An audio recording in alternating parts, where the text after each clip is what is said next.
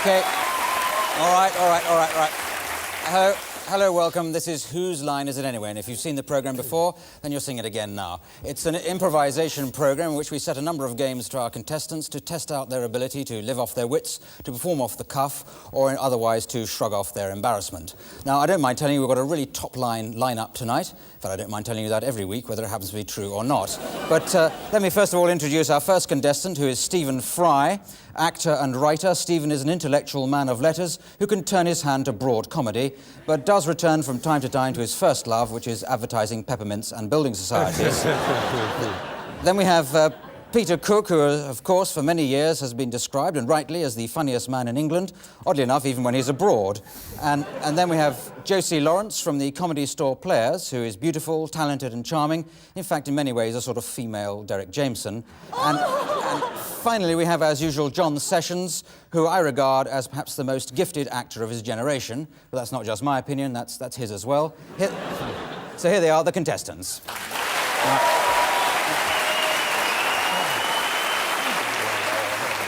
Now, the first game is called Authors, and it does allow the contestants just a little bit of preparation because each of them has come along with the style of a famous author in mind, and they're going to take it in turns to tell a story in the style of their favourite author. So if you'd like to come forward, you have, of course, prepared with a famous author. But it's a certain amount of improvisation as well, because I have to get the title of the story from somebody in the studio audience, which I'll do in just a moment. First of all, Stephen, who is the author you're going to start with? Well, Clive, I've chosen John le Carré. John le Carré, and why not? Peter Cook. Albert Goldman. Albert Goldman, yeah. Biographer of Elvis Presley, John Lennon. John Lennon and other Bruce, people, yes. Other people who are too dead to sue. Terribly nice man. Yeah. And, yes, my Josie. author isn't a name as such, but it's the kind of people that write articles for women's magazines. Oh, right. And John Sessions. Ernest Hemingway. Ernest Hemingway. Right, another show if you want from you. Now, OK, so a title for a story. Anything will do, just to link all that together. Day at the Races. A Day at the Races, that sounds fair enough. Wasn't that the title of a film once? We'll start with Stephen. When we've had he's done a lot, I'll buzz like that and we move on to Peter and so on until the story is told. So, A Day at the Races, in the style, first of all, of John le Carré, Stephen Fry. George. Controls gone potty, George. Operation Ascot went downhill, George, since the lamplighter's and the scalp hunters went on their own and their renegade, George, and we need you right now. What's the odds, Roddy? Don't flirt with me, George. You scratch... Thank you. I knew that there were serious problems with the horse when I saw him unable to get up in the morning, crazed with drugs, and women and tiny little white panties. This horse was never gonna run. But I knew that once Shergar died, I could make a fortune. The day... Yes, he interviewed 20,000 people. He asked girls if they do go to the races, do they normally wear flat shoes or heels? And do you know our survey came across 20% of women wear high heels and the rest wear flatties because getting stuck in the turf, is a no-no.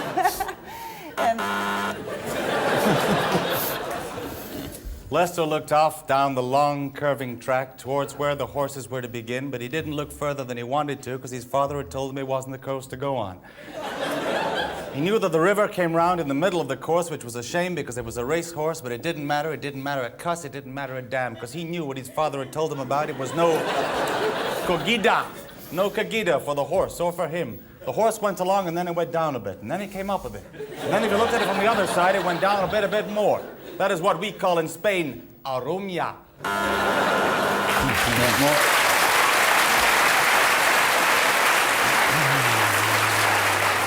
Right, well, that got us off to a racing start, and I have to award some points there. I think I'll give 10 points all round, with a 5-point deduction to Peter Cook, just to make it difficult for him at the beginning.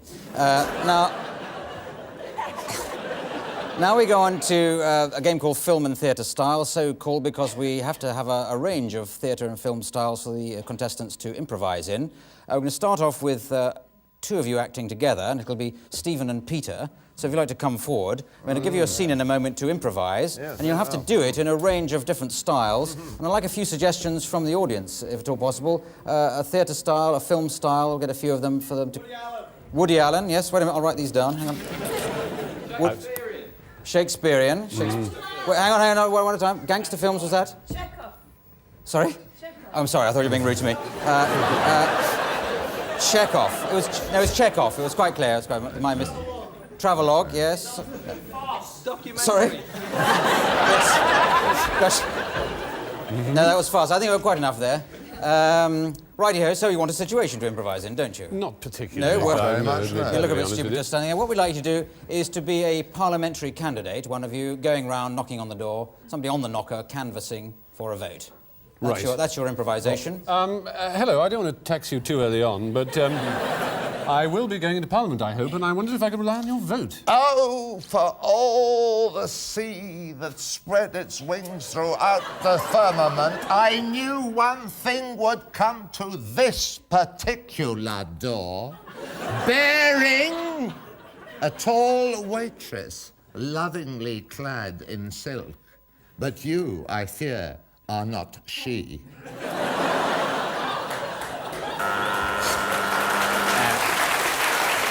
Good. Well, I daren't add Shakespeare to that. 'Cause I think it'd be... That was the gangster film. Oh, right, yeah. More like a disaster to me, but let's go into farce, if we aren't there already.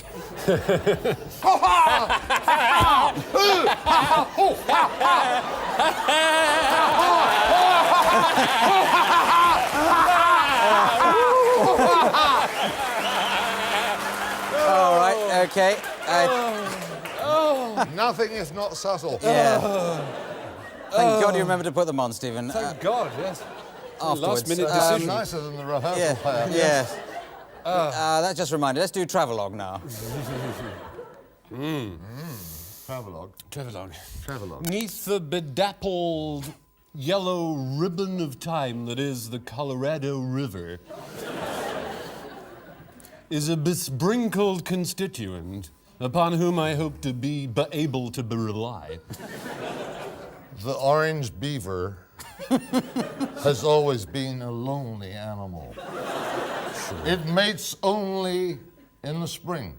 Right. And it springs only in the autumn. The beaver that provides so much soap for rich women is endangered. Right. And But if it you has catch one it- enemy. One enemy, this animal. Me, I hate the thing. Travelogue. Okay, gangster movie. Oh, good grief. We've done 3. Gangster movie. Hey. Freeze! Thank you very much. All right. Oh, yeah. Yes, that's fine. Well, it'll be a hard man who gave any less than 50 points each there, so I'll give 25 points each there, with a bonus of 30 to Stephen for his underpants. Now, Josie and John, you're obviously the next pair. We'd like a few more film and theatre styles. Some more theatre styles? British war film. Prehistoric epic. Greek tragedy, yes. Would you like that in the original Greek or in translation? If we get that, maybe so. Italian war films. Well, they show it backwards, do they? Now, any more? That's sort of obscure. Satire. British satire. Oh, what a shame we've not Peter in this one. And a blue movie. Peter and Stephen. Right, I think that's quite enough. So your situation that you have to improvise is breaking up with a partner. So the two of you are breaking up. Okay. And you start off just in any style, the way Peter did, and then I'll cut in with a new one for you. It's all a case, really, Jane, of... I don't know. Yes, John? What was it you wanted to say to me? I was just going to say that, well, it went very well last Saturday, but now it's... I don't know. I want to go and do the dishes, OK? Yeah, do the dishes, darling. I'll see you later. Okay, let's do Shakespearean. I feel that thou art not giving thine heart Think to me. not, madam, what thou comest with. Thou art all lean, thou art but a popinjay, far upon the hill, and I thy jesses. I comest with nothing, where'st thou art concerned, sire. Wilt thou a juicy fruit in my bowl, good lady? Why, faith, I'd pare thee like a quince and throw thee to the Otterways. OK, let's go into UK war film, British war film. Hello, Jackie. You know Bob. He's coming in later. He's a damn fool, you know. I know he's a damn fool, but he's a good chap. Listen, what are you doing on Saturday night? I thought I might just take the air. Oh, it's just an idea I had. I just said that Billy and Jack is... Hang on. Yes? But he can't. I can't give you a cigarette over the phone. What? Let me talk to him. OK. Johnny, are you coming home? I'll go and make a couple of gins for us, shall I? OK, let's do a blue movie. Can we do this without costumes? Or with costumes? Blue movie. Yeah. A blue movie. You must have seen some. Oh, you've been in some, haven't you? Sure up, me mum and dad are in. Have they been in them as well? That's quite extraordinary. Oh, that's so good. That's so nice. Oh, sorry. That's okay. I just turned up to see whether or not you wanted anything fixing, like these curtains over here, or perhaps this underwear drawer. I like it when men just turn up. Are you going to come again? I will, but I've got to... I can't come this minute. I've got to go out and get 7 friends of mine. This is Rafe. He's from Spain. It's good. I haven't seen any. I haven't seen any. Ending there, yeah. Well,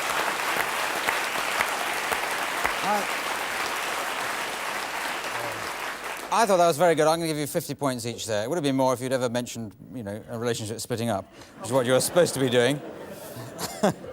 No, I think we do a game called Props now. Yes, we do. And on this one, I'm going to give John and Peter this prop. So can you come forward and have this? Well, that's right. Oh, missed. That'll be easy for the camera to pick up. Right. Now, you've got to think of as many ways of using that prop. Meanwhile, Josie and Stephen, yes, of course. I thought I'd just improvise another name for you. That's your prop, and we'll go between the two pairs with using the buzzer again. The more uses you can think of it, the more points you'll get, the longer it'll take, the worse it'll seem. So, yes, starting with Peter and John with your yellow ball, if that's what you decide to call it. Excuse me, sir. Yes. Is this your yellow ball with a cavity in it? Is that yours? Yes, I'm off down to the river to meet Moses. I'll see you later.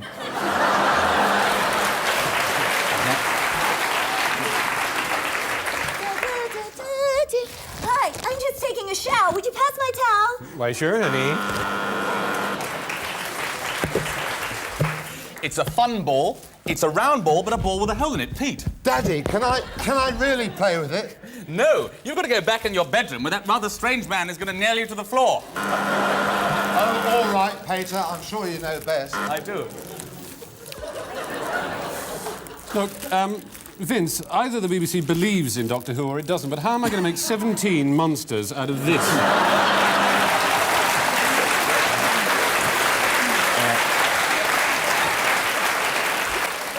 Peter's just given me this goldfish bowl, but there's so much gold on it, you can't see the fish.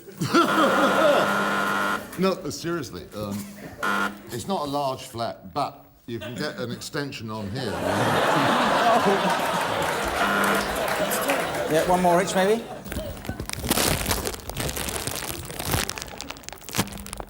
This is saliva. OK,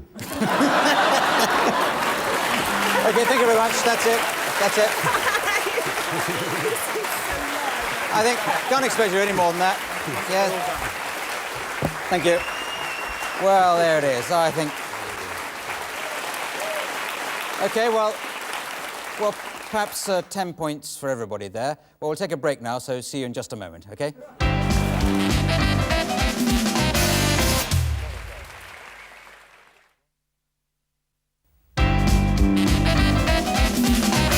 Well, yeah. No. thank you for that applause, and that was just for the adverts. Well, I decided to give just 5 points to everybody in that last game. The next game is called Panel, and the idea of this is that the contestants here will be forming themselves into those sort of people who appear on Any Questions or Robin Day's programme as panellists, and they'll just try and discuss an issue of the day in the characters they're adopting. So we'd like an issue of the day from somebody in the audience. You've got some topic of general discussion that you might have... One over the back there, what's that? Smoking. Smoking. Fair enough. Right, well, I assume that's a discussion point rather than you're pointing something out. Sorry? Channel tunnel. Channel tunnel. Channel tunnel smoking. That would be rather different. I think we'll settle with smoking. I think we've got... I think you're all ready to talk about that, aren't you? So you can neither be for or anti it, just you can use bits of old props and costumes lying around there to form yourself into a character, or you can completely not do that. Good evening and welcome to Ask the Panel. Tonight we'll be discussing the topic of smoking. I'm terribly sorry I'm late, but I got delayed because I was smoking and my boa caught fire. Your boa caught fire, yeah. That does illustrate one of the dangers of smoking, and indeed And one of the dangers... the perils of boas. Boas, yes, indeed. Could I ask you your name? Could I Sorry? ask your name? Could I ask Yes, your of name? course you can, yes. Well, I'll do that now. What is your name? Yes, Arthur. Yes, sir, Arthur. Yes, Arthur. Yes, sir. You're an Arab gentleman, are you? What? An Arab gentleman, are you? No, I'm a married gentleman. A married gentleman. Yes, I'll but work that out if you later. want me to be Arab, I, of course, will, you know. Yes. No, this is just a religious thing I wear. Yeah. And I'll just talk to somebody else. Yes, I would if Who I was might you. talk English better than you do. The gentleman there in the glasses and Ticos or something. What is your name? Richard, but I'm a Dick, really. I'd prefer to be called a Dick. Yes. Dick, I answer to Dick. Yeah. Well, I think we all answer to Dick, but Yes. the gentleman in the cap. I'm Tommy Timpkins, name by name, always known as Tommy Timpkins. I've been on a stage door, I've been in the business, I've been in the world, I've been in the music hall business for 55 years. I'm always ready with a joke. Here's one. Yep. There's a person... I hope it's about smoking. It's all about smoking. Yeah. A friend with a boa. Yeah. Mr. Boa and Mr. Dick. Yeah. They're going down the road, and one of them says, you got smoke on you? The other says, no, but you can get some in that shop. It's a great one, haven't it? Yeah. It's one of my favourites. But I'm going to have to interrupt you there. We admire your technique, it's just your... My tick. you're not- And the lady there, what's your name?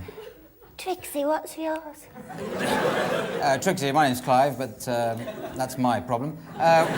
Trixie, do you have any views on smoking? When you smoke, you have lots of little hairs in your throat. Do you? That grow, that stop all the badness from going down inside Right. you. When you smoke, you immediately burn them off. Oh, I see. So, I collect... No, with the greatest respect in the world, that is absolute balls. yeah. Yes. No, It's not balls, yeah. it's a fact. No. It's a She's fact. absolutely right. It's You've a got ball effect. thousands of little balls in your throat, No, not balls. which stop the smoke getting in. Yes. I made a wig out of these throat hairs. Yes. Oh, I see, yeah. This is nostril hairs. I can't tell you what those are. No. This is fascinating, but we just don't want to talk about it. This is my leg hair. See, I mean, generally, I can stop smoking tomorrow if I wanted to, but I mean, could Would you he like your stop being a cigarette bigoted back? git? I don't think so. You can't put No, a not bigoted bigoted, git out not in the bigoted. national... What do you think about taxation? Do you think cigarettes should be taxed? How can you tax a cigarette? How can you tax People a should be cigarette? taxed. Possibly Yes. smokers should. You shouldn't tax a cigarette. You won't get any money out of cigarettes. Not you a try penny. taxing... Not a Excuse penny. me, could you give me Yeah. a quarter of your income? Yeah. No joy No. at all. Yes. Can't be done. Yes. No, it's right. I'm very worried about the effects of passive bigotry. In a restaurant the other day, there was a fellow only 2 tables away from me being a bigot. Now, if I had a child there, that child could pick up some of that Yeah. bigotry and turn into a bigot for the rest of their Well, lives. on the unlikely note of you having a child in a restaurant, we'll end the discussion there. And thank you Not very as much from unlikely as all it the might be. panellists, and good night. Thank you. Right. Well, I think we covered that. I think we covered that well enough, and I'll give 20 points to everybody there. Now, the next game is called Rap. It involves all 4 contestants, and what they have to do is simply to... It's a lovely game, this, isn't it, Stephen? Yeah. Stephen does this on his own anyway, in private, but in public here they all do 4 together, and they have to improvise a rap based on a subject selected now by the studio audience. So, a nice broad topic for them to devise a rap round. You know what the rap music is, don't you? Spelling mistakes. That is almost freaky, that. something at least vaguely broadcastable. Having a baby. That's a good one. I like that. Have you recently had a baby yourself? It was delicious, yeah. Yes. Very, very witty. Stop yelling out anything else, will you, please? OK, so good suggestion from the man with the rather unpleasant beard, which is... no, it's a nice beard, actually. I like it. You're a man, aren't you? Yes, of course you are. So it's the having the baby rap, and to help you do it, there'll be a drum beat starting any minute, I should hope. 1, 2, 3, 4. Yeah, we'll start with you, John, normally. So if you'd like to come forward and do the having the baby rap. Clinical, umbilical, having babies don't make you cynical. You could on the floor you go, baby, baby, baby, have you on the windowsill.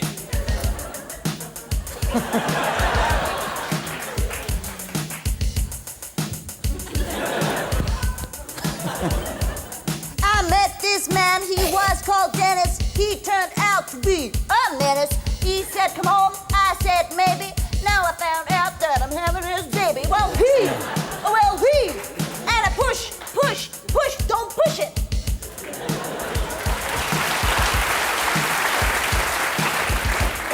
When the baby comes, you know full well that the baby's going to make your life hell. But you throw the baby out the door, you say, I want a little bit more of what made the baby come in the first place. Which is boogie, woogie, woogie, woogie, woogie, woogie, woogie, woogie, woogie.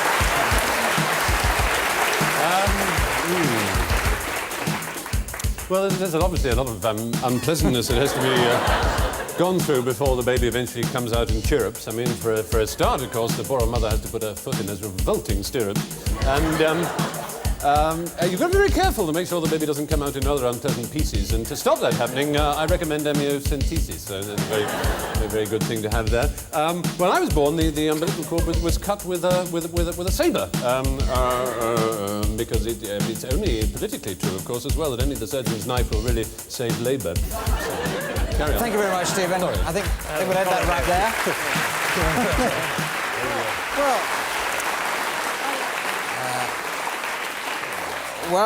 That was a very even round, and so it's 10 points for everybody apart from Peter Cook, who gets 1,000 points there. And so all it remains now is to tot up the score to see who wins. And yes, I see that Peter Cook has just won this week's game. And the prize, as you'll know, or you know in a moment at any rate, the prize for winning this game is to get to read the credits out at the end of the programme, but in the style of my choosing. And I'd like, Peter, if you would, to read out the credits in the style of a New York taxi driver. So all I have to do now is to thank everybody for taking part in the show. That's thanks to Stephen Fry, Peter Cook, Josie Lawrence, and John Sessions. There's me, Clive Anderson, saying good night. Good night.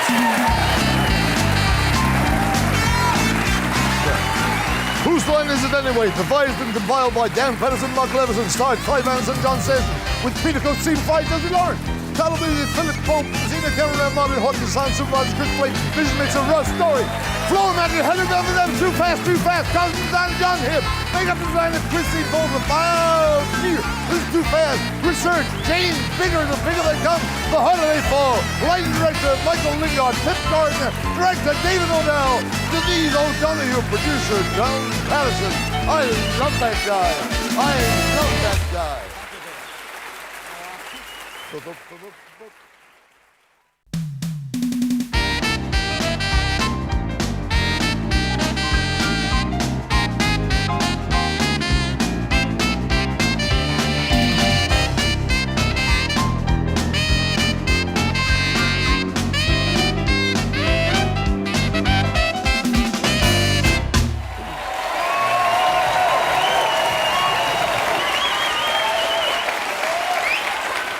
Hello and welcome to Whose Line Is It Anyway, the improvisation programme in which anything can happen, but usually doesn't unless it's off camera or too late.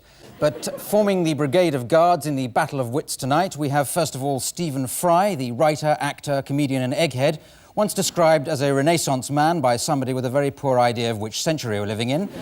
Then Josie Lawrence, once described as a Renaissance man by somebody with a very poor eye. Next, N. Rytell, who shot to overnight success as TV's Lucky Jim in the 1970s, has been solidly in and out of work as an actor and impersonator ever since. And finally, John Sessions, who, as far as this show is concerned, is absolutely irreplaceable. And goodness only knows we've tried. Ladies and gentlemen, the contestants.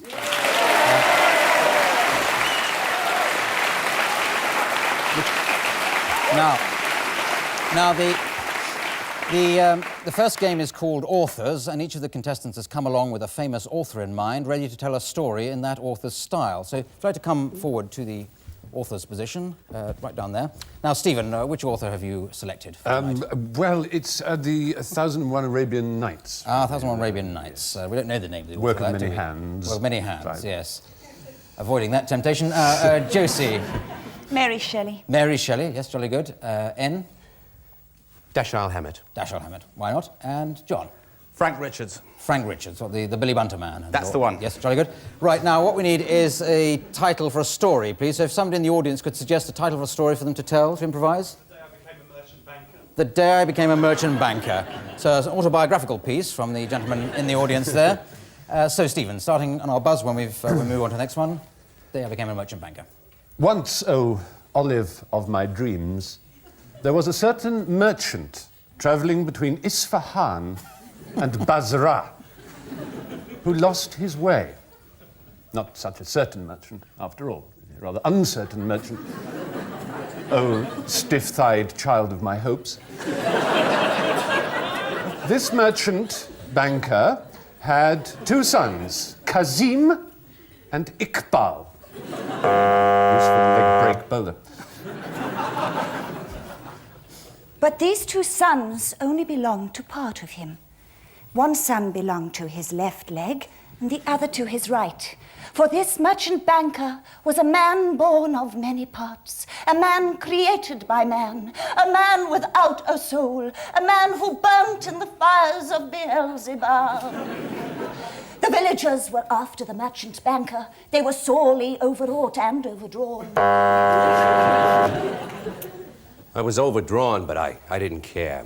My partner Miles had been killed earlier that day. So I strolled down to Jerry's bar on the corner of 576th and 829th. I strolled through the bar in the back room. The guys were shooting craps.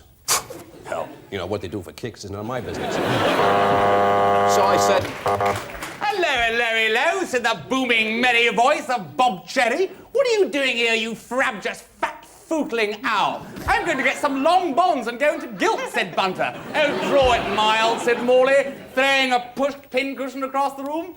Come on, don't be the giddy ox with us. What are you really doing, you fat, foozling, chocolate-snuffling clunker? Well, I don't know, said Bunter, but I think, actually, I'm going to break wind. Oh, no! Thank you very much. Thank you.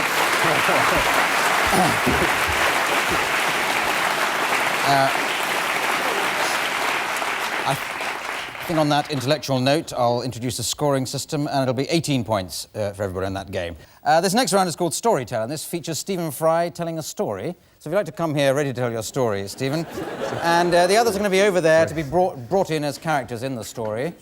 But the story is going to be suggested to us by somebody in the studio audience, so I'll just go and find somebody to embarrass into telling us a story. So you've got a sort of skiing motif on your jumper, so you're obviously somebody who likes wearing skiing motifs on their jumper. Yeah. What's your name? Peter. Peter, that's right. It's a perfectly good name.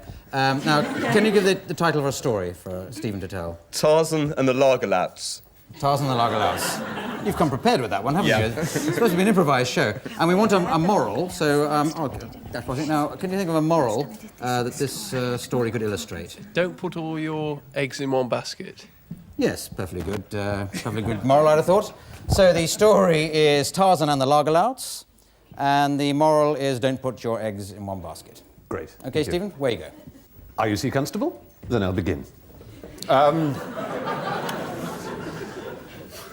Deep, deep in the jungle, just off Junction 7 of the M4, Tarzan moved across the savannah.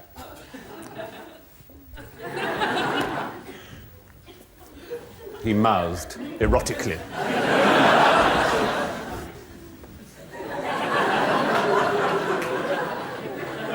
It's ever so hot in the jungle. I could really vow to the lollies of them monkeys up there. Jane swung casually in. Oh, Lord, look at the man. Hello, Tarzan. Sorry about that. I feel a bit tipsy. Oh, look at the state of your hair. Don't you do anything with it? Look at it. It's all over the place. Well, Cheetah does it for me. What do you expect? I've done my bleeding monkey. She said crossly. Oh, I've got a terrible headache. I don't know what to do. Oh, why can't you be like the Tarzan in all the storybooks? Why can't you be a bit more butch? Butcher told it's all rubbish. But it was 9 o'clock in the evening, and the pubs of Aylesbury were beginning to empty. Oh, get out. Hey, this is Fenchurch Street. Hey. Said this fine, upstanding pride of the home counties. Suddenly, and really without any warning at all... Excuse me. Vomited. You can have that later. Do you want a lager, by the way? Sorry, I'm being very rude. I'll try one. You're very common, aren't you? Tarzan's patience was beginning to wear thin. He decided to kick the lager out very hard in the stomach. Oh, just sit down over here if you don't mind. But he did so all the same, though the lager was sitting down. And the lager caught first one leg of Tarzan's, which he held in his hand. And then the other he caught. And the moral of the story is don't put all your legs in one basket. Oh, brilliant.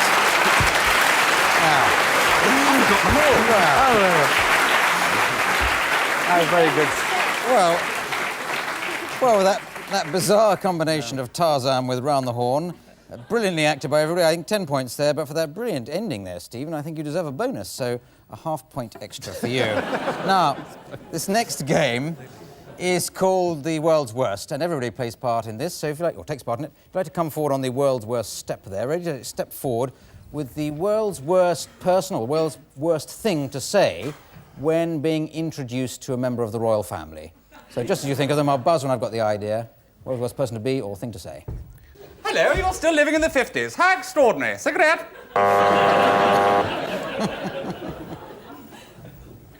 What's some skull on that bit? Sorry.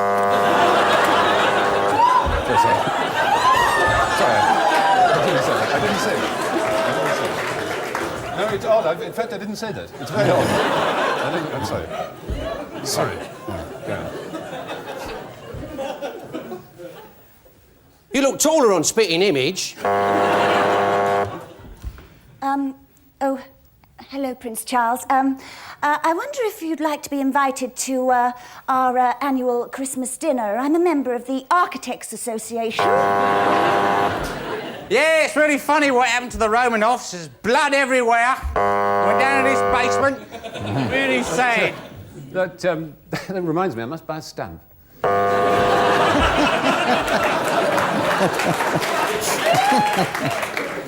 No, we have met before, actually. It was the Widmore Club, wasn't it? Oh, sorry, Your Majesty, I won't curtsy if you don't mind. I've got a cold and I'm dripping from every orifice. Is it that you do breathe and don't go to the toilet, or is it the other way round? Majesty.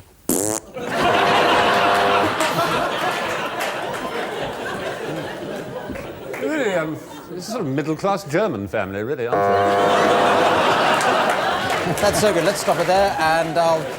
Yeah, oh, no, applaud if you want to.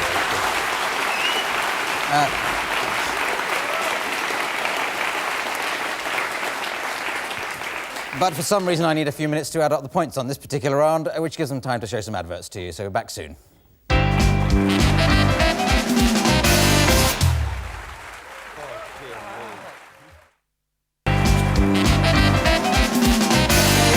Yes. Yeah, they were fantastic. What a fantastic set of ads. So 24 points to everybody for that last round. Now, this next round is called Props, and in this one they divide into pairs again, and I want to give you, John and Stephen, this item. and you've got to come up with many different ideas of ways of using that item. As we rotate the other pairing of Josie and N, it's slightly difficult to get out. But that's your item. What are you going to do with that? I've no idea. It doesn't look like anything I've ever seen before. So we'll buzz between the two pairs. Many different ideas you can think of. Away you go, Stephen and John. You go first. Merton, I was playing frisbee and, yes? You threw it really hard. No, I don't want much of a nose job, really. I was just a little bit off the end. And in the summer, Saturn will proceed all the way around. All the way around. It'll come back for the winter solstice. And now I'm going to talk to another maniac, Raymond. Sunrise early in the morning. Well, I was lying around in the rubble for ages, and then he just dug me up. You know what I mean? My problems all started the day my father told me he was about to marry a ginormous grub.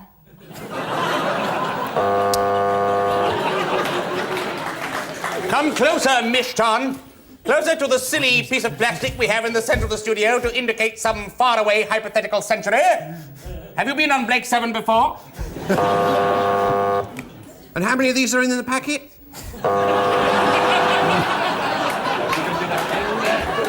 It had to happen. And it's enormous! It's huge! It's a huge throw from Fatima! A very convincing javelin, I must say. Oh, you finished. Yes, it is you. Yes, sorry. Oh, me, woman! Me, woman! Fatima. Oh, try and keep the stomach really firm. And just don't try and do too much at once. If you've got a partner who's prepared to copulate with you, then that's all things. That's right. Like that. Don't try and do too much at once. It's the main thing. Thank you, darling. Yeah. No, trust me, it's a revolution in endoscopy. It's fine. We'll have a look and see what's down there, shall we? Okay, that's it. Thank you very much. Oh, I see it. Yes. Yes. Thank you. Thank you very much. Yeah. All right. All right.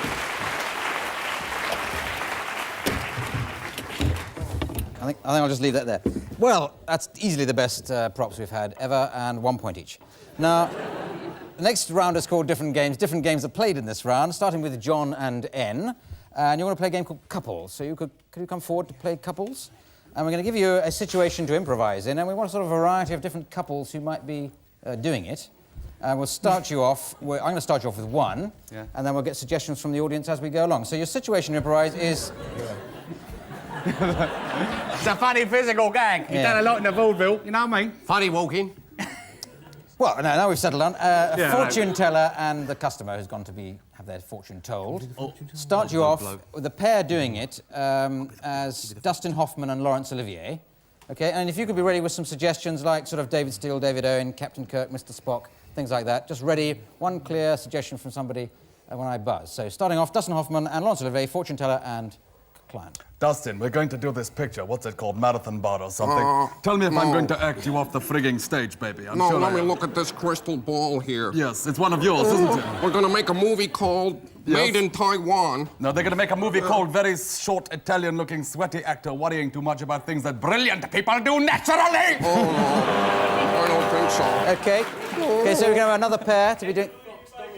Edward Fox and Donald Sinden. Well, there's a real wacky suggestion for these two, but... would you like the cards, or Yes, I'll take the cards. Would you like the clairvoyance? Because I'm very clairvoyant. Yes, I suppose you are. So we'll make a choice. Yes. No, I've made your choice for you. Yes. You want the clairvoyance. I do. And you want to make you're going to do a series called Edward the Seventh 2. Now I'm going to do a series called Thank God There's No Nasty Working Class People Around Me Holding Their Knives Like Pencils and Smelling of Turnips. Okay. No, another pair, please. Sorry, say that again. Vincent Price and Alec Guinness. Got some helpers in tonight, I think. I want to know whether any words on the blackboard of life can be said slower than the way I say them. Beyond the stars and the universe shalt thou fly. Thou shalt fly to Obi-Wan Knob. I have been. Okay, another Kenobi. pairing. Sean Connery and Dame Edna. Where you go? Sean Connery. Well, you're going to spend the rest of your life It's funny, you know, dressed as a Sean. woman, Yes, I know. which, and something else is coming through here. You've got a very hairy bum, haven't you, Sean? Very hairy bum, and I think you're a little bit conscious of the fact you've not got as much hair as you'd like to have, darling. I think I forgot to put pair, my please. trousers on this morning. Yes. Sorry? Fred Flintstone, Barney Rubble. At least a genuine pairing at last. Hey, Fred. Hey, Barney. You're gonna have a hard day today. You got to mow the lawn and let's get away from the girls. Okay, but what about Wilma? Do you think Wilma's like us with little black dots instead of eyes? No, Wilma's gonna be reincarnated. Do you know what I want to know? Look in the crystal ball and say, why, when we bend over, don't you ever see our balls coming out from underneath those funny little short things we wear? Because we're not Sean Connery, that's why. Okay, all right. Another pair. Reagan and Gorbachev. Where you go? You be Reagan. Well, you know, I can see a kind of England bright... swings like a pendulum. I'll be done bicycles 2 by 2. Let's end on that. Thank you very much. What happened to fortune telling? Well, Just making impersonations. oh, truly spectacular, and 43 points that deserves. So it's going to get 22. Right, now the next game features Josie and Stephen, and they're going to be playing a game called Wrong Theme Tune. What we're going to get them to do is to improvise the beginning of a programme, television programme. I'd like to come forward to do it. And the programme we'd like you to do is a documentary on contraception, OK? But in the style of the theme tune, which you're going to hear now, just played in for you now.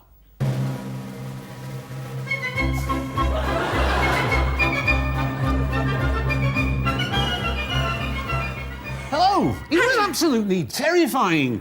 But I remembered how Martin told me to strap it on, and I clung on for dear life. John, we're going to show them a few things they can do, aren't we? That's right. Now, do remember, if possible, I don't know what the current lots sound like, I'm afraid. Get down, Shep. Who's in bed by 5 o'clock, I don't know. The important thing is you do ask your parents' permission. If you're going to go into their room and you're going to borrow some of their sexual apparatus, some of their coils and things like that, they're very delicate, so do ask your mother if you can take it out first. Don't just take it out of your mother's Yes, John. uterus. And also make sure that you don't fornicate on a windowsill or something like that, because it's very dangerous, because you could be humping away and fall off, couldn't you, John? That's right. And that could very easily have an eye out. Well, now we're going to take a look in the Blue Peter Garden. And here we see the frogs have been having a wild time, haven't they, Yes, John? those little sellotape condoms didn't really work, did they? Well, I'm sorry to say some vandals got in. It was very disappointing. And they took the sellotape off the frogs. Membra virile.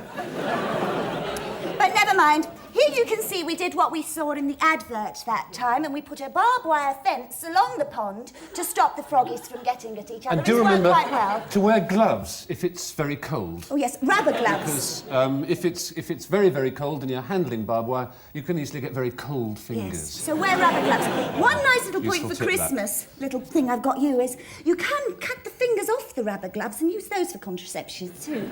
I've got a nice little... Contraception, yes. sorry. You may not want a contraception too, but if you do, then that certainly is a pretty handy tip. That's it. Let's end on that. If Thank you. you. Don't mind, I'll keep it. All right.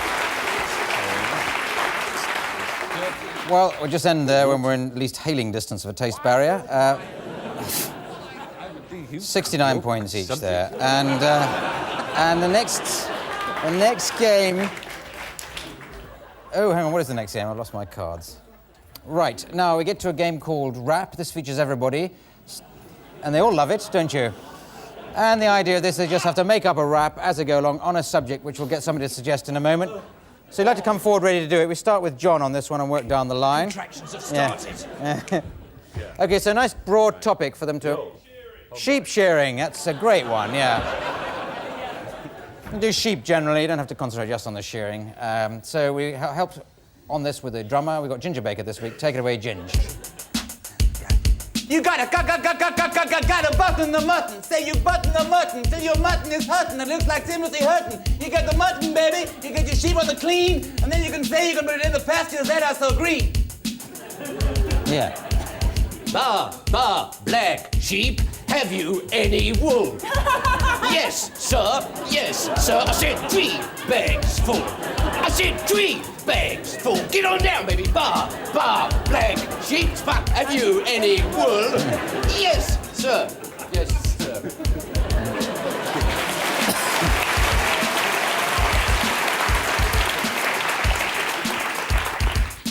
Come on, sheep, pull up to my bumper. Make me a woolly jumper. Ooh, you're so sheer. I like to have my sheep real near. I go to Australia and see the men they sweat. I like to see them dripping. Yes, it's my favorite bet. I like to watch sheep shearers. I could watch them all day long because I like sheep best of all. Their loins are good and strong.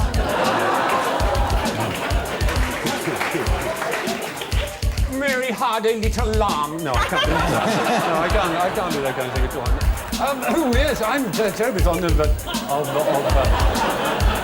shearing sheep. Nothing could be clearer. They call me Norma Shearer. I sheep very hard, and then I sheep very hard again. And I sheared a nice little woolly cardigan. But in fact, sheep, rams, lambs, and ewes are rather make very attractive blouses and other items of clothing. Sheep have a reputation for being stupid, and when it comes to being lovers, I don't think anyone could call them Cupid. But sheep are friendly, and sheep are clean. I think you know what I mean. I don't. Okay. Thank you very much. Thank you. Well, easily the best rap we've done this evening. So, 2 points each, with a bonus of 1,000 points to Stephen for trying so hard. And that brings us, I'm afraid, to the end of the show, and I total up the points and see, oh yes, well, Stephen has won. And the prize for winning is to read the credits out in a style of my choosing. I'd like you to do it, Stephen, in the style of an American announcer, you know, Quinn Martin production, that sort of thing. So it just remains for me to thank Stephen Fry, Josie Lawrence, N. Rydell, John Sessions, you, the studio audience. This is me, Clive Anderson, saying good night. Good night. Tonight's episode, Whose Line Is It Anyway? Deadly Affair. This starred Clive Anderson, John Sessions, with Stephen Fry, Josie Lawrence, and N. Rydell. Your title music this evening by Philip Pope. Senior cameraman, Martin Hawkins. Your revision mixer this evening, Roz Story. Tonight's floor manager, Janet Stewart. The costume designer, ladies and gentlemen, throughout this evening was John Hibbs. And the production secretary, Wendy Hill. Tonight's production assistant, Helen Gartell. Your production manager was Mary Bell. Your designer was Pip Godner. And the executive producer, Denise O'Donoghue. The production was consumed, eaten, and packaged to your door by Ansett Airlines and Dan Patterson. Thank you.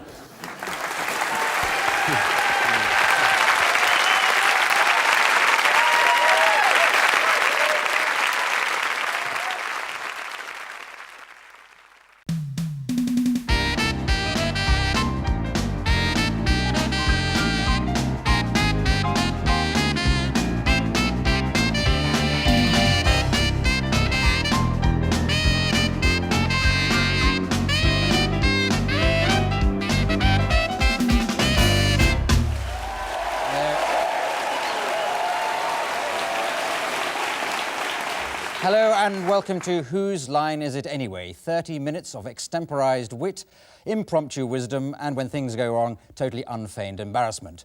But trying tonight, we have Richard Kaplan, American comedian, bringing us the excitement of Chicago improvisation all the way from his home in Los Angeles.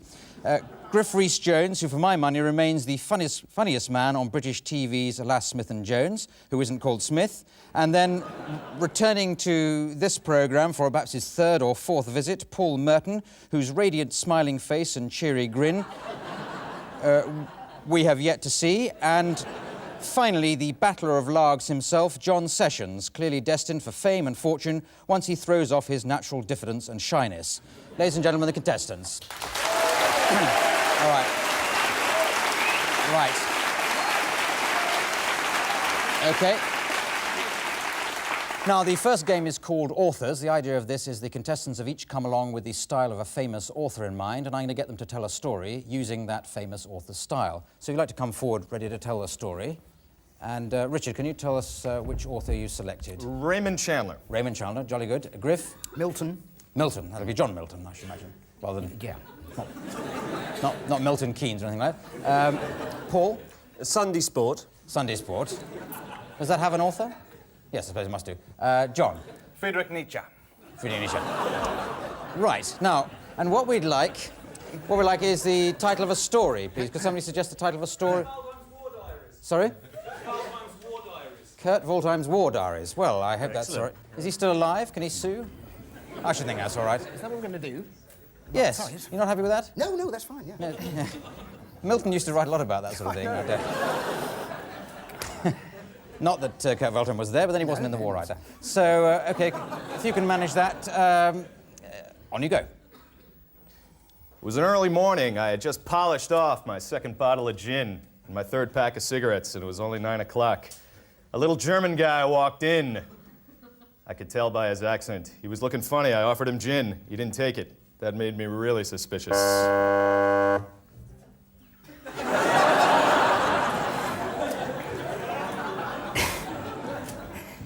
Thus spake the Yank. As when a mighty whistling roar across the high mountains far from the coast of Scylla and Charybdis, and like a mighty whinging adamantine rock, the figure of the little Kraut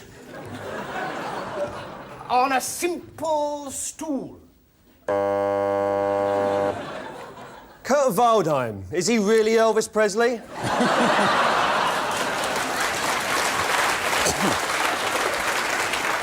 We do know for a fact that he's living on the moon and that he's just given birth to an olive. This much is pure fact. Fact, fiction, it was all reality to me. I just recovered from my third nervous breakdown in Baden-Baden when somebody gave me the idea that these fishing philosophers, these high and dry and mighty philosophers, thought of everything. I found a book. A book it was by a man called Waldheim. He lived in one country and said he was in another. That's what I would do. I would be in one country and think that I was indeed in another. Run again.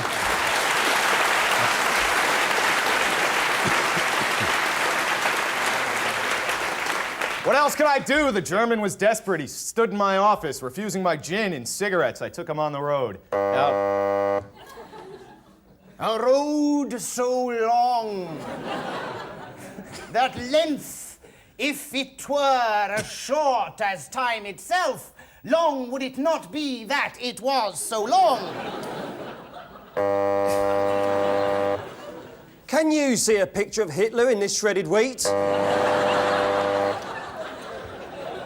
The true Godhead was not, as I thought, in infinity, but infinity, in a book, filled, firm, and solid. There it was, indeed. In my mind it was, beating and throbbing there to the high Zarathustra, lower down to the earth. Ecce homo, there the book. Ecce homo, there Waldheim. Thank you very much. Thank you very much. Yeah. Well, I can't distinguish any of the contestants there, so I'll give double points to Richard Kaplan, 20 points to him, 10 each to everybody else. Now, the next game is called Film and Theatre Styles. The contestants will be acting in pairs, improvising a scene which I'll be giving them in a moment, starting with Paul and Richard. So can you come forward, ready? And we'll be cutting in with different styles for them to switch into, as and when we feel like it. So can we have a few film and theatre styles that you might be able to suggest for us? Monty Python, OK. Science fiction? Oh, we have horror quite a lot. What's that? Spaghetti Western? Kung Fu? What was that? Russian constructivist cinema in the 1920s. Yeah. 1920s, you got that? Can you be more specific? Is that like pre-1923 or after 1921? All right, now the scene we'd like to improvise is a big businessman buying out a little sandwich shop or sandwich seller. So if you'd like to be the big businessman. Listen, I see enormous potential here in sandwiches. Well, So you're gonna fall through the net. You're the little guy. It's the big guys who do good in the end, so don't worry about it there, fella. This has been my life. These tomatoes and cheeses, they're like friends to me. Tomatoes, cheeses, give me a pastrami, give me a rye, give me a roll. Spaghetti Western. Do you want that with bolognese?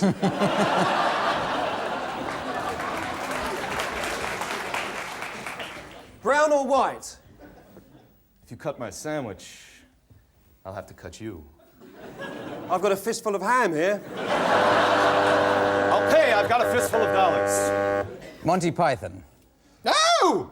The ham! Yes, this is an ex-ham sandwich. I took this ham sandwich away from this shop a little less than an hour ago. No! Yes! Say it isn't so! I won't. This is an ex-ham sandwich. Horror.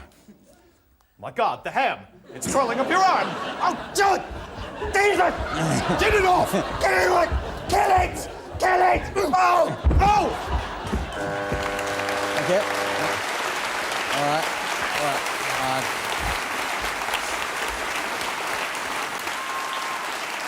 Yes, well, very good, very good. So 37 points each there. Now we go into Griff and John. You'd like to come forward ready for your situation. Another few styles for them to go. Arthur Miller.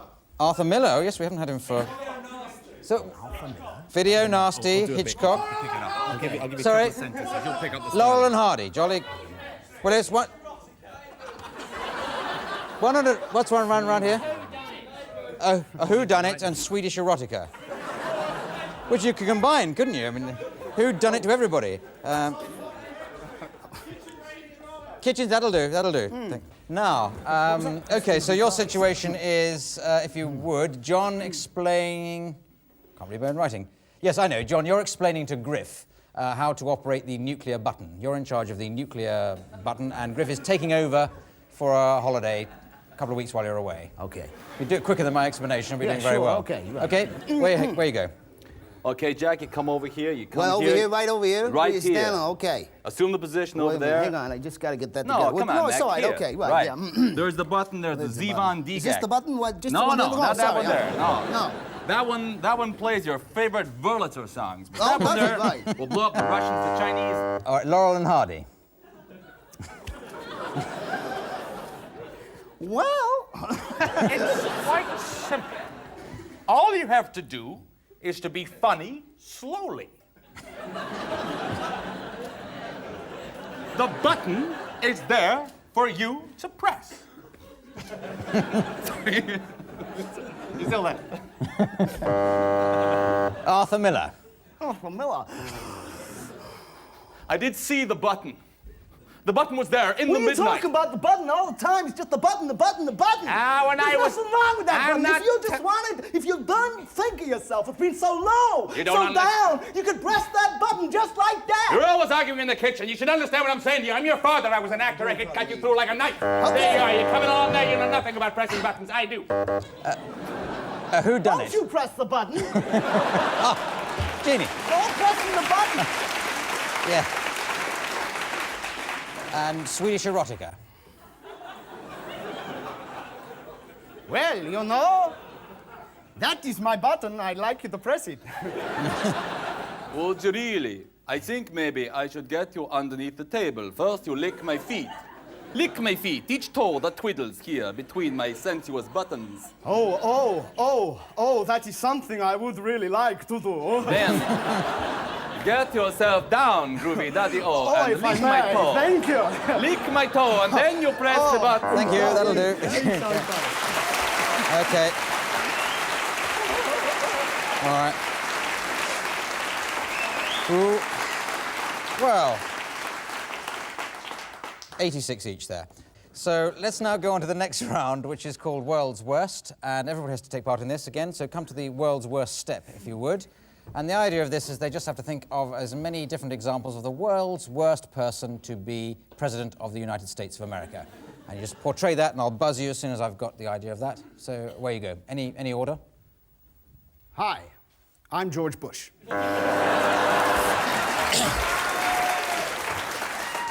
Hi, I'm Michael Dukakis. I, Lee Harvey Oswald. And wait a minute. Don't be put off by the funny blemish on my head. Hi. I'm Mike Smith. I'm running for president. Hi, I'm Earl Jones of Earl Jones Ford. I've sold more Fords than anybody in Texas. I can correct our trade imbalances like that. President Bernard Manning here. Oh. There's more? They were so good the way it was, Paul. Hello, so here he is, and he's got sooty dirt in the ball deck. No. Bye-bye, everybody. Bye-bye. Yo, I think I was so successful with the Rambo films. I deserve a chance to lead the country because I look good with muscle oil on. Is that it? That's it for me. I'm a bad actor too. Hello, I'm Griff. So at least if you get assassinated, you've got to... Okay.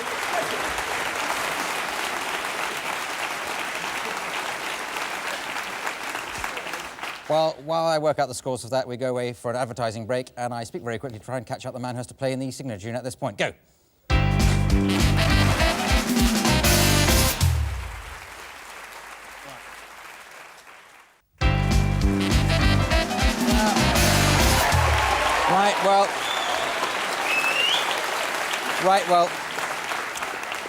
Well, 10 points each for each of those adverts. Now, the next game is called Props, and they divide into pairs again for this game, and I'm going to give this prop to, first of all, John and Griff. So, John and Griff have got to come up with as many different ways of using this prop as possible. And Paul and Richard, you have this prop, and you at the same time are coming up with as many different examples for that. And we buzz between the two, as usual. The more ideas, the longer it goes on for, the longer we have to wait for the next round. So, Griff and John, you start. Oh, Go. my God. Yes? Are we off? Yeah. Oh, Hello, we're the Bill and Ben Puppet Company. Here's Ben. And here's little Wee.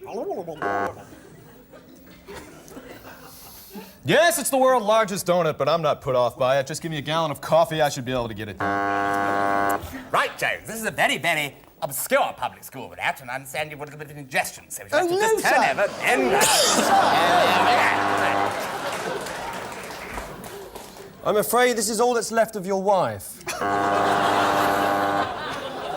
And there we are, by the end of the week. You really will have two absolutely gazonkas. Thank you very much. Get aboard, we set sail any minute. Come on, get on board. Okay, come on, gang, this way. If you're at home and you're bored and you've got no fun or anything, make your own Dalek. Get an old sink plunger and wander around like a git. Do you get bored at Christmas? Why not buy a foam rubber bum?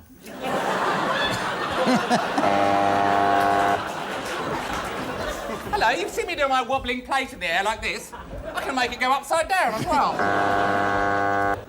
It's all the rage in Paris. Have you ever been in a science fiction movie? No. Well, you have now. Oh, right. Funny, Navigator, I see a gap in the clouds.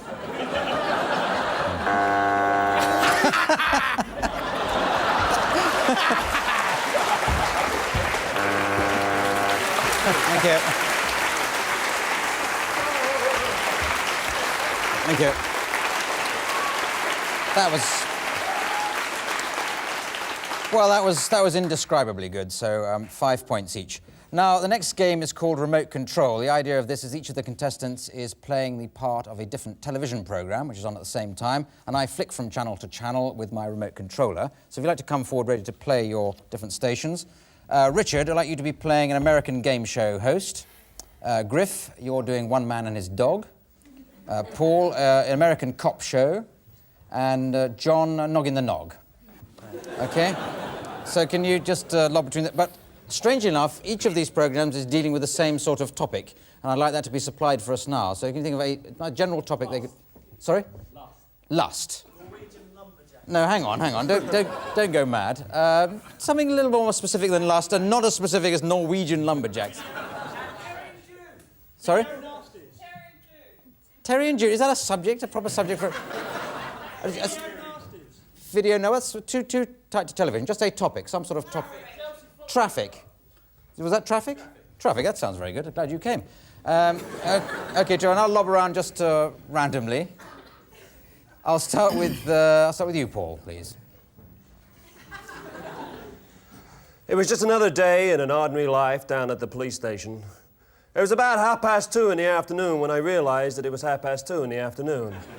The traffic outside was getting louder and louder. It seemed that the guys out there were driving with microphones in their exhaust pipes. John. And Noggin and von Ogson found the contraflow. They sat there for an hour. And had their tea and thought and chatted and looked. And Graculus, the green bird, was caught way, way up high up in the Yorkshire moors, maybe on the M6. And down they came again, happy and sad and happy. There the sea, blue beside them. The Belisha beacon. Richard. Hi, welcome to Crash, the show where we reward the person who has the most horrific automobile accident. Last week, John Smith from New York City advanced to the next round when he severed his legs running his Ford off a bridge.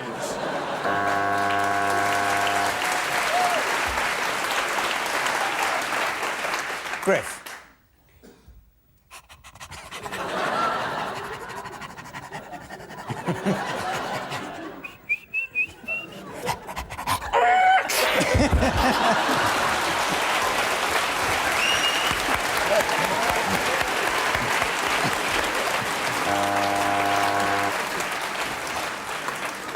John.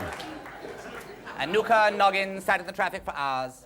You're always sitting in the bleeding traffic, aren't you, Noggin? Said Nuka. Yes, we are. And then they went round the roundabout, up to the cold north by the Belisha beacons. Further away they went.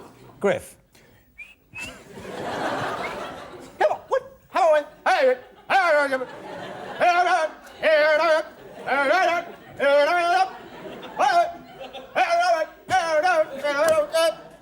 Thanks very much. Luton, please. Paul.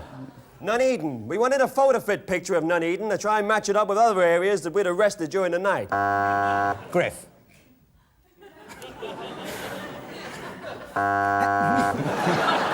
Richard. No, I'm sorry, Mary Smith. You'll be penalized for wearing a safety belt and not being thoroughly intoxicated while you ran our course. But no matter, we have some parting gifts, a case of Valvoline motor oil and a lifetime subscription to Crash Magazine. Right, thank you very much. Thank you. Okay. Right. Oh, dear.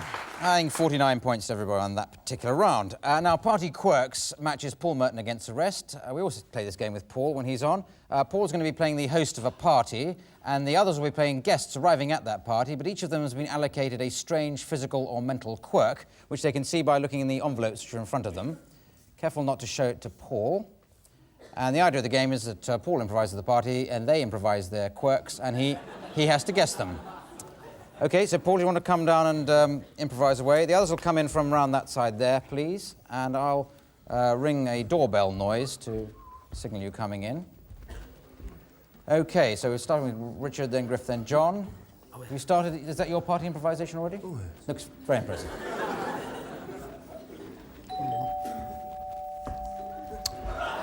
Hello, Richard, come in.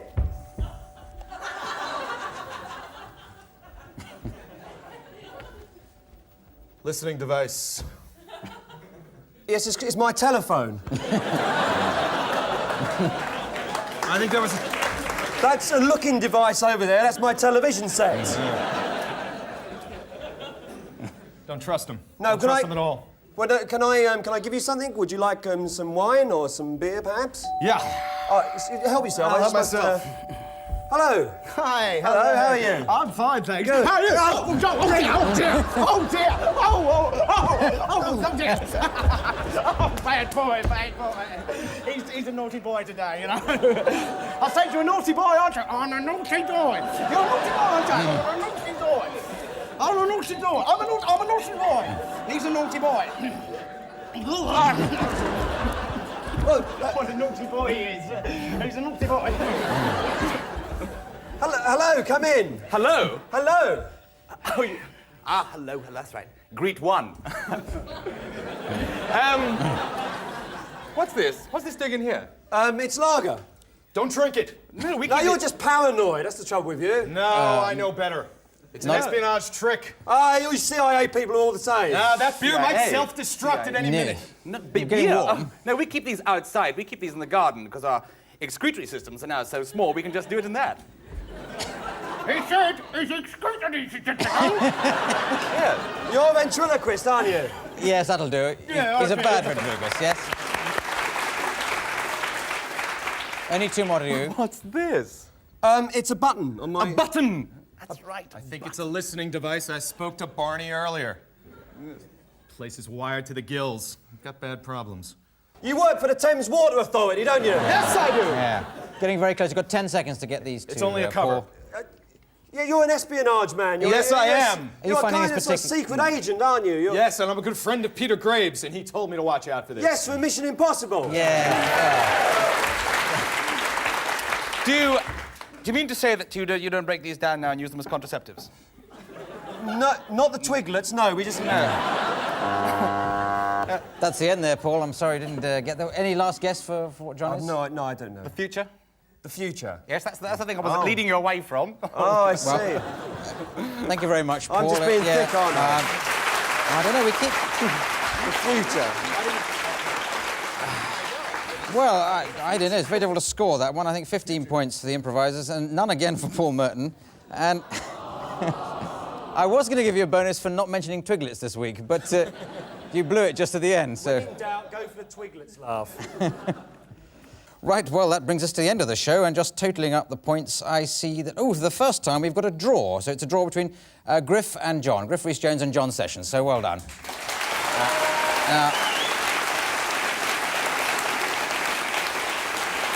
And the prize for winning on this programme is to get to read the credits out in the style of my choosing, and I'd like John to do it in the style of Griff Rhys-Jones, and Griff Rhys-Jones to do it as himself.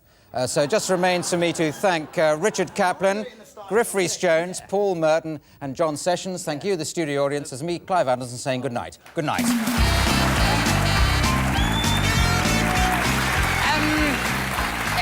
Whose line is it anyway? Your line's inspired by John Patterson, Mark Lewis, Clive Anderson, John Sessions, all music by Phil Film clips supplied by Simon Morris. This is Rolf Story. Videotape, floor manager Janet Stewart. Very good, Janet. Stage manager Hilary Groves. Costume designer, makeup designer, production by the Wonder Vivian. Production New Alan Buckley. Yes, research James Digger. Lighting director, Michael Ingard, designer Pete Gardner. Executive producer Lisa Donahue, producer Don Patterson. Where's Mel?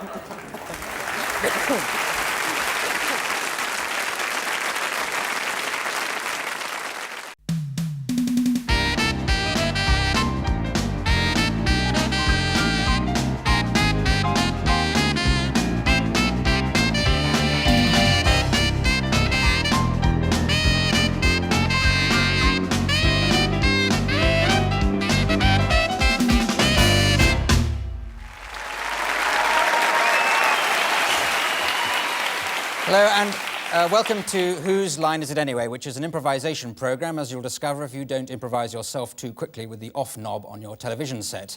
What I'll be doing is I'll be giving the contestants here a variety of things to do to get them to think on the spot, to perform off the cuff, or otherwise go completely around the bend.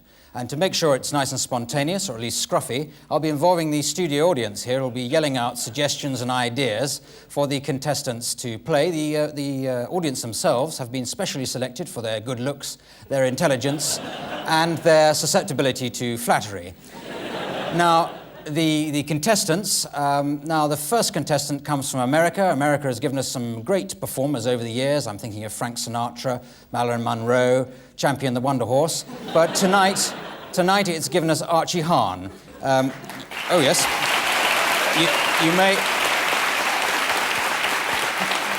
you may have seen Archie in Spinal Tap, or even Mork and Mindy, the Sunshine Boys. Less likely you'd have seen him in Fatal Attraction because he wasn't in it. Next we have Josie Lawrence,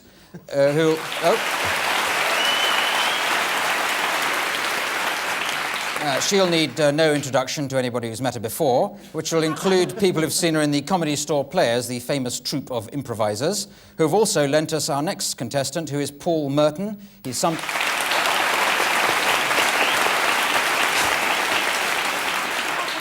sometimes an improviser, sometimes a stand-up comedian, but always a dead misery. And finally, we have John Sessions. What can I say about...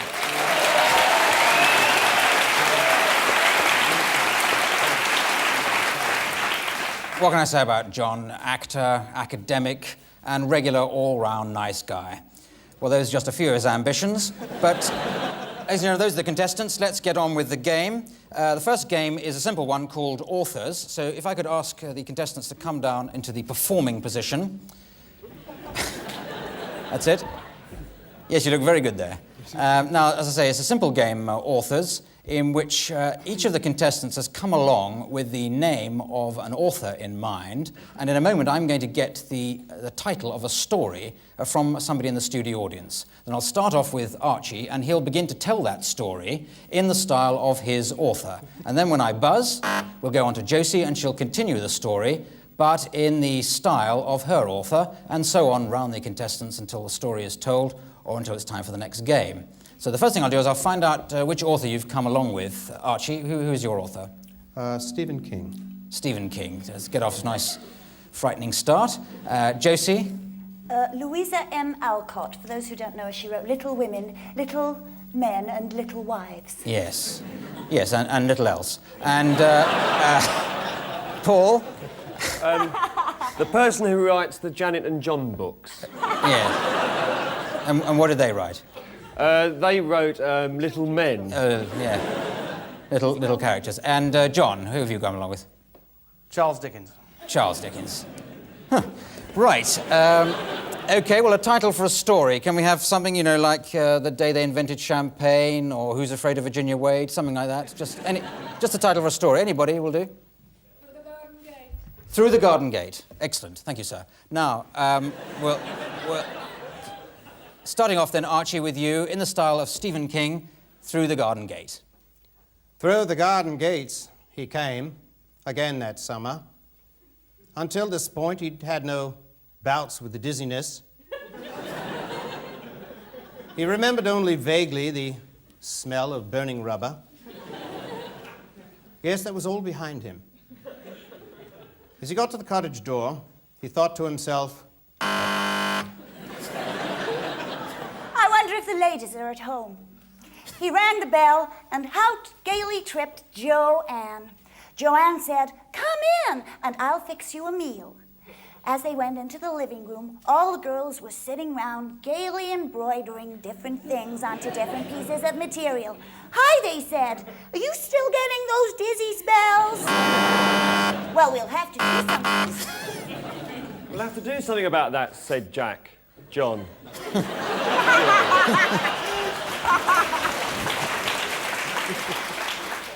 Yes, said Jill. June. See the dizzy spell, said John. Yes, said Jill. The dizzy spell. I would like a dizzy spell too. So he hit her across the head with a lump of lead piping. Said Jack. Stop it. A piping which no less peremptorily placed itself next to Mr. Naggs and Mr. Noggs, indeed Mr. Niggs, who all so quickly, in but a moment, brought forth the quill and the lemon peel and scraped it even so as the long lines in the faces, rivulets in the delta even of their physiognomies, looked down upon Mr. Pigs, Mr. Pags, and indeed Mr. Piggywigs, who came up the garden path, through the dizzy spell, across the hills, and into the trees, where they met Ernest Hemingway. Thank you. End of game. All right. That's very good. I have to award points for these games, and I've awarded 10 points each to Josie, Paul, and John, and I think 20 to Archie, because I think he did mention going through a garden wall at one point, which is more than everybody else did. Now, the next round is bizarrely called Different Games, for the simple reason that in it they play different games. I don't know why. The first game we get them to play is Paul and Archie. I'm going to get an everyday activity from somebody in the audience, and Paul is going to improvise that everyday activity, while Archie will provide the sound effects for that everyday activity. So, has anyone got an everyday activity? Hang on, getting dressed. Feeding the cat. Feeding the cat. And having a bath. With the cat and feeding at the same time. Oh, I don't know. I think let's go with, yes, getting dressed. That sounds the most everyday of those, I'd say. So you got that? Sort of getting up in the morning, getting dressed, that kind of stuff, Paul? With sound effects from Archie, right.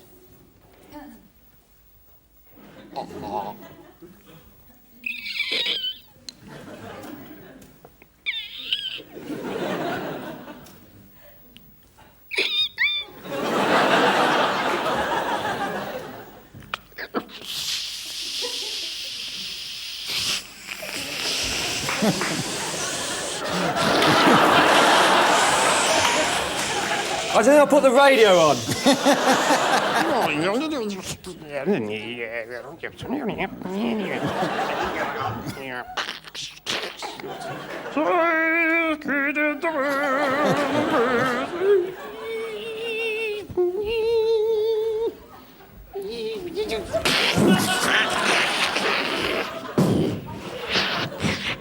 My trousers.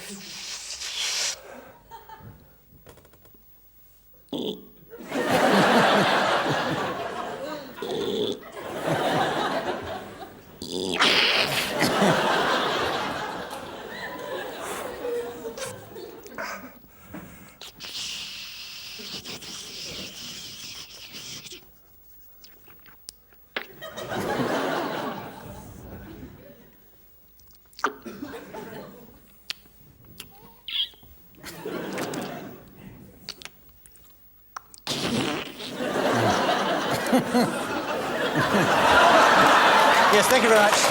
Thank you, very good. Yeah, okay. Yeah.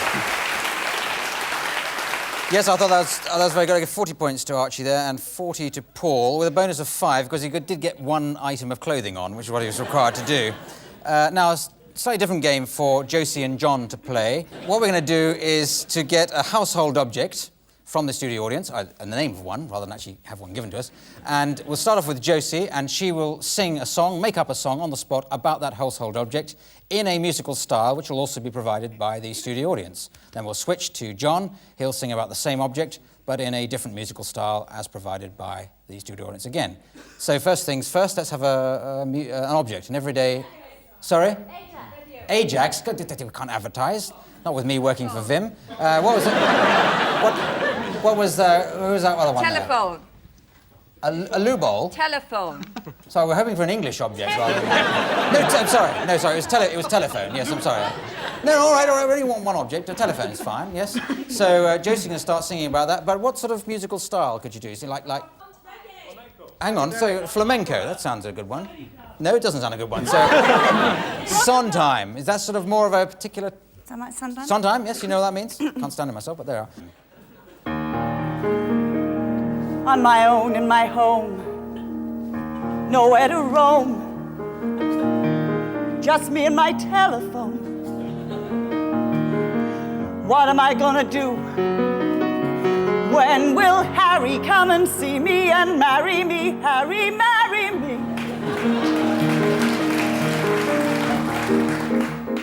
Can you hear me sing, Harry? I just want you to ring, Harry. Oh, my telephone's lonely. No one will phone me. Oh, Harry, marry me. Can you hear me? I'm a believer. So just pick up your receiver. Very good. Excellent. Excellent. Wow. Oh, that's about the best bit of Sondheim I've heard for a long while. Now, another musical style for John to sing. Reggae, that's all right. There's no, you can do reggae, can't you? Of course you can.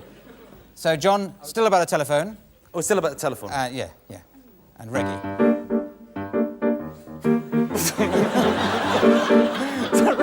Yes. It's like wait, he has it.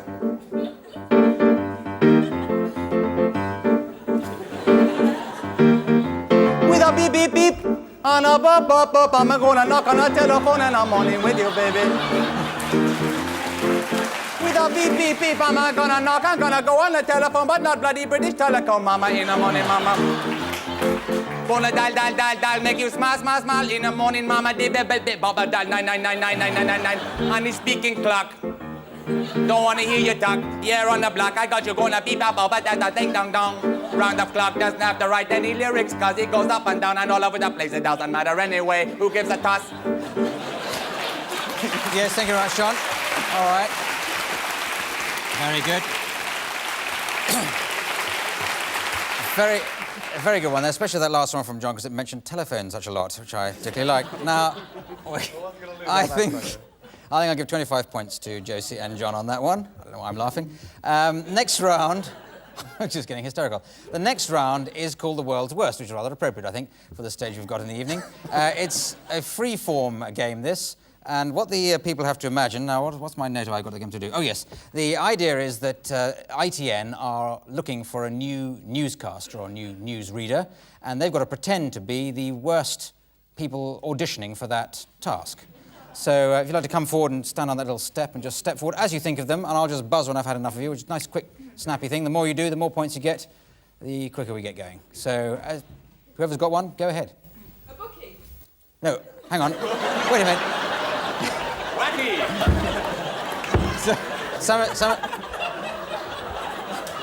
Summer's getting a little carried away in the audience now. Every other round requires you to yell things out, and you haven't said a word. And now, just at the moment, when we were building up to something very special, I think, from Archie, weren't we? Because Americans take this sort of long drawl to get going, and... Oh, Archie, you've got one. Yes, I'm here to interview for the role of the newscaster. Is it... Am I in the right... excuse me.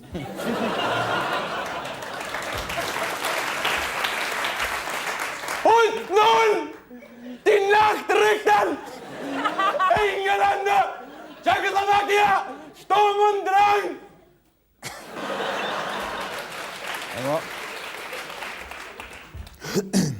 This afternoon, a school bus. Sorry. This afternoon, a bus full of school children. A bus full of school children careened off the road. 37 children were...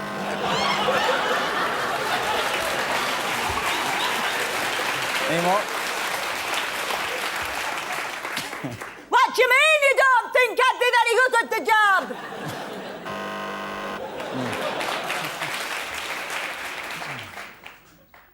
Die, underworld, die.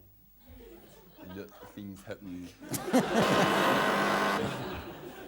Begin phone time. Now give the others a chance, Paul, please.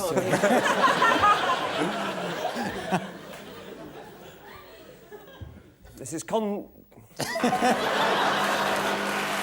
Yes, well... Yes, that's quite enough of those. And while I work out the points for that, we'll switch now to people trying different ways of selling you things. We'll be back after the break. Bye.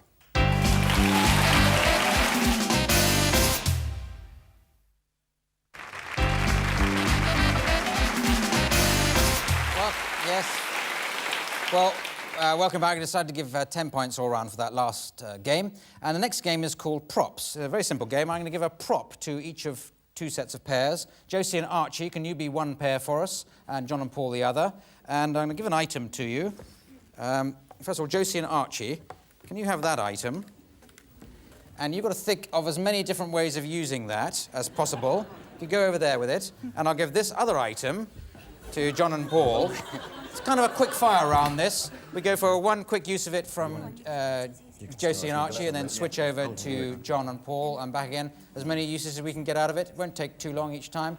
A lot of points at stake on this round, so I want a lot of effort, please. Josie and Archie, are you ready with your first thing? And go. You're going to stick this where? Not just kids like gumdrops, adults too. I've come to complain about these contact lenses. You're gonna stick this where? Down, periscope. I believe it's a major contribution to road safety. Now, Josie, hop on. I'll take you up to the sunrise.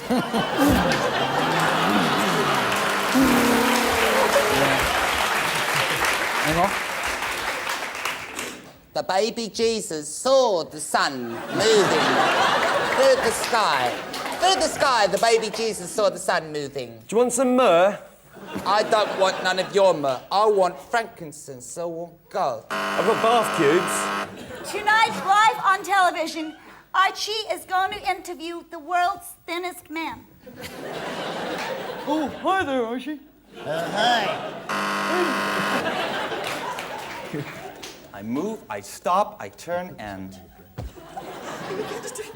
And I catch. One more each. Mom, we've got to cut the cord soon. This is going on far too long. End. Thank you. No. Thank you very much. Oh, yes, massive. Thank you very much.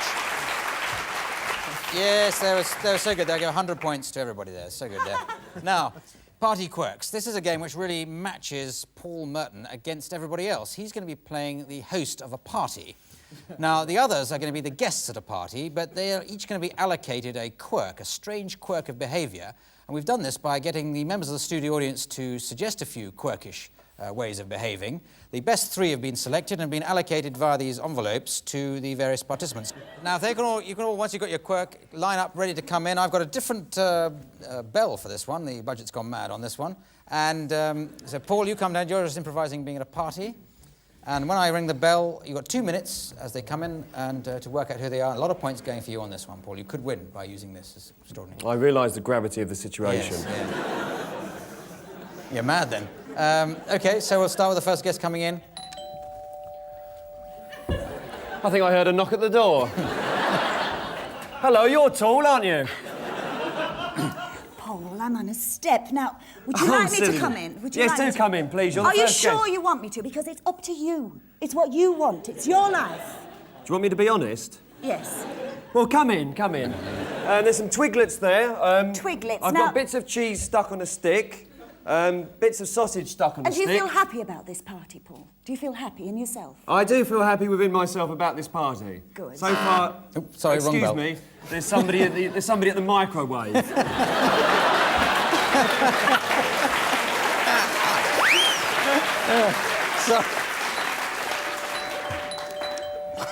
Answer the door. I'll get the door.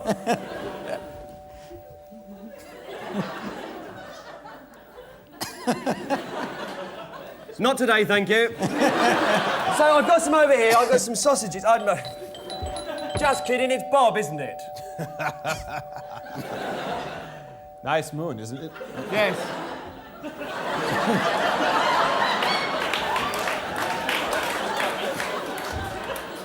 You've come to sell me double glazing, haven't you? You're close. You're very close Have on you that met one. the agony aunt over here? Oh, brilliant. So, yeah. Great one there. I must be going now, Paul. All right, cheerio. Josie, you've been guest. Double glazing salesman is so close to this one, but there's another one coming in. So... Is that the way you're going to do it? That's the way I was planning of doing it, yes.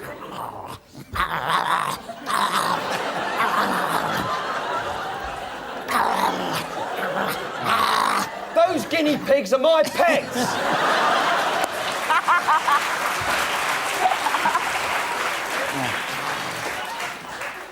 You see,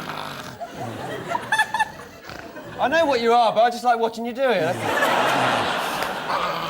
Wait a minute. You better... They say that if you drink this out of a silver chalice, you will never die.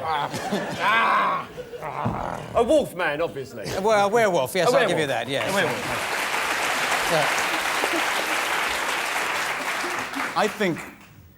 I think that what you're doing... Well, let me put it this way. you want to go upstairs? You see, you're avoiding everything that you could confront. Now, if, just as a matter of interest, you decided to go and get a drink. Yes, I decided to get a drink, yes. Well, I could, yes. I mean, what's that? You don't play ice hockey for a living, do you? You got about 30 seconds to get this. 30 otherwise seconds. You won't You're get it. making the whole direction of what you're doing not part of you, but part of them. And what I want to see is you in there driving that little something, because you've got it. And just You're a driving instructor. I know what you are. Yes? But let's not talk about you. You're one of the finest theatre directors we have. That's right. Brilliant. Oh, dear. Well, I don't know.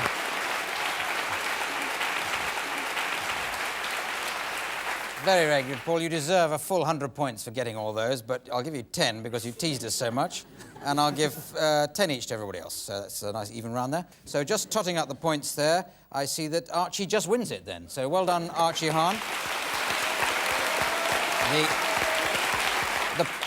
The prize for winning the contest is to get to read out the credits in a way of my choosing, and I'd like you to do it in the way of an American sports commentator. Right, before we get to that, I'd just like to thank everybody who's taken part. That's to say Archie Hahn, Josie Lawrence, Paul Merton, John Sessions, and Richard Vrance. And so that's all from me. This is me, Clive Anderson, saying good night. Good night.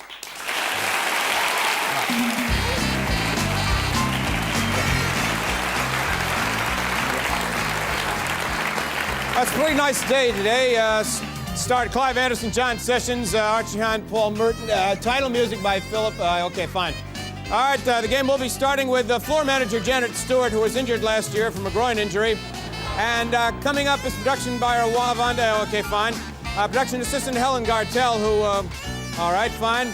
And wearing number 72, designer Pip Gardner. Director Paul O'Dell will be left guard. Executive producer, oh boy, fine. Well, we seem to run out of players today. What with the rain and the snow and the sleet and the ice, it's rather skittish out there in the field. Why am I still on camera, you ask? I don't know. Bye-bye.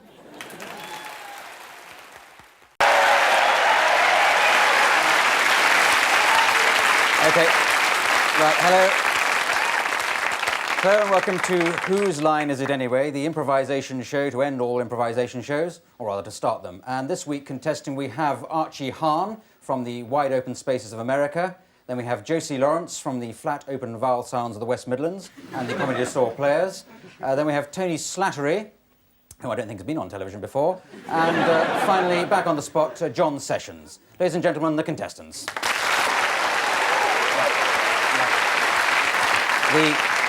The first game we play is called Authors, so if you could all come forward and get ready to tell a story in the style of a famous author who you've selected for yourself. Archie, which author have you gone for? I've gone for Mickey Spillane. Mickey Spillane, great. American author. And Josie? Lewis Carroll. Lewis Carroll, yes, very good choice. We'll read him. It is him. And Tony?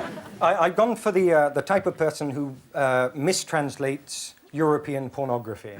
Yes.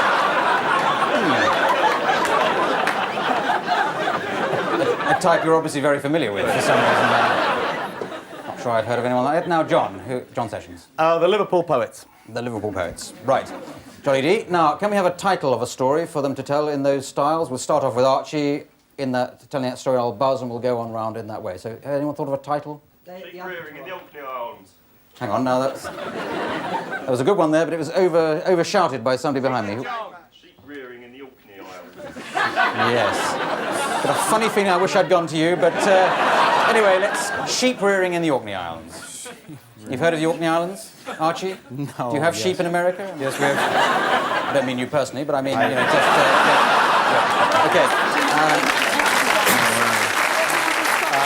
yeah. Okay, beginning with you, Archie. Sheep rearing in the Orkney Isles. Go.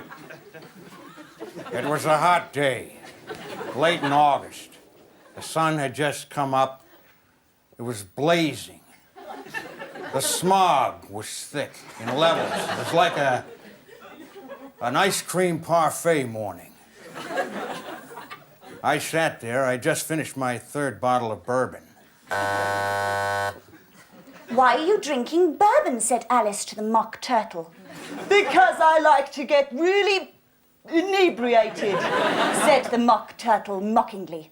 Oh, you'd better be careful, said Alice, or you're going to end up on a sheep farm somewhere. Alice was also being called Helga, yes, I think.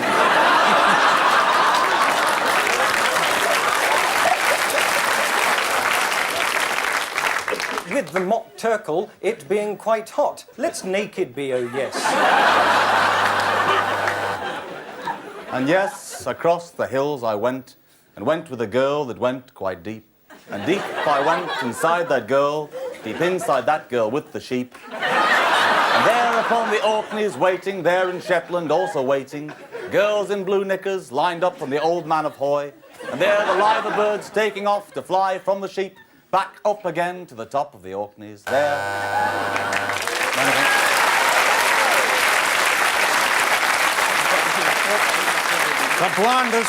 The blondest of the girls that was standing with a little lamb caught my attention. She had Suddenly, Alice noticed that a rather strange dodo was looking at her. Oh! Oh, the dodo, look, 3 more firemen have come.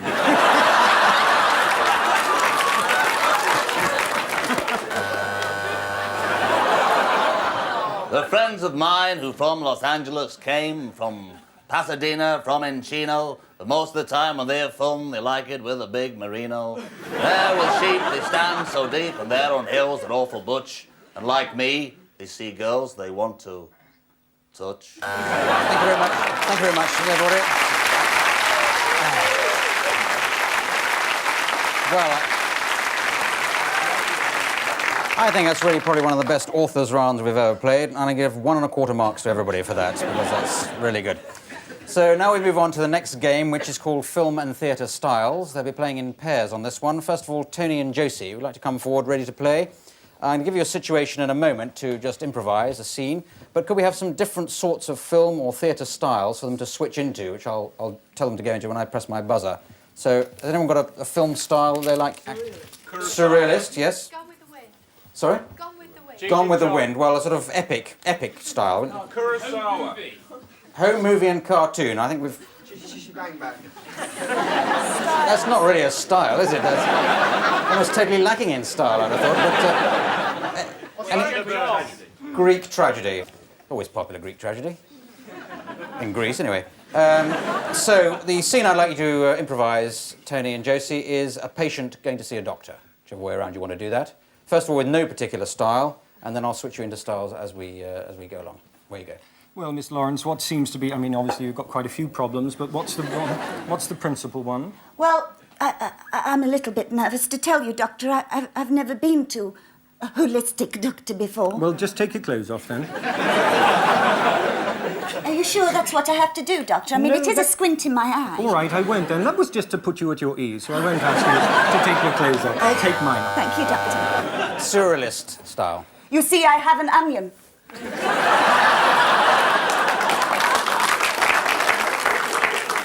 Not as much as doctors turn into Art Deco lamps. Oh, yes, Doctor. But what does Gaga say? Gaga says Gaga. Can't do much more of that. He does. Epic. An epic film like Gone with the Wind. Doctor, do you like my new dress I just made out of curtains? I like your squint more. Oh, I don't want to think about my squint now. I'll think about it tomorrow. What do you mean you can't even say squint, let alone think about it? No, Doctor, I can't say squint. I can't say antidisestablishmentarianism either. That's true. But don't you understand? Greek tragedy. I understand not the Aeschylus. I comest here to seek the oracle. I comest here for thee to tell me What am I doing with my mother's son's brother? You are waiting for the Doric temple to part with the winged eagle flying through with a box of antihistamines.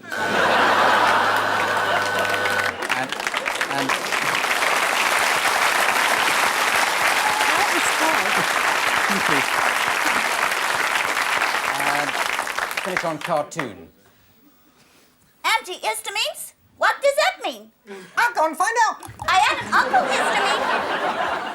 Oh, this is a very big tablet, Doctor. Shall I take it? Oh. Yes. Thank you very much. An excellent... yeah. Yes. A definite 42 points on the new system of scoring on that particular round. Now, John and Archie, some more styles for them. Say? Disney Wildlife. Disney Wildlife, yes. Australian soap opera. Silent. Ken Dodd. Well, but maybe Lovin' Ken Dodd, just for old time's sake. Noel Card. I think we've probably done Noel. We've got to do a few again, haven't we? American soap. Well, I think we've got enough there. So your situation, John and Archie, is complaining to a waiter. One of you is complaining to the other as a waiter. We're switching to some styles as and when we develop. Away you go. Hey! Stripe S. Here. Yes, sir, there seems to be a problem. Yeah, well, first of all, you're a peckerhead. That's problem number one. And problem number two is I ordered soup and you brought me a tractor. Disney Wildlife. Come on, little fella.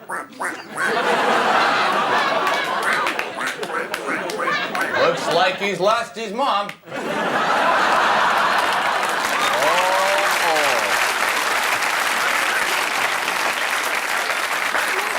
He's been going over the hill now for about 4 hours. There's his mama, and there's his dada going down the throat of a rock python.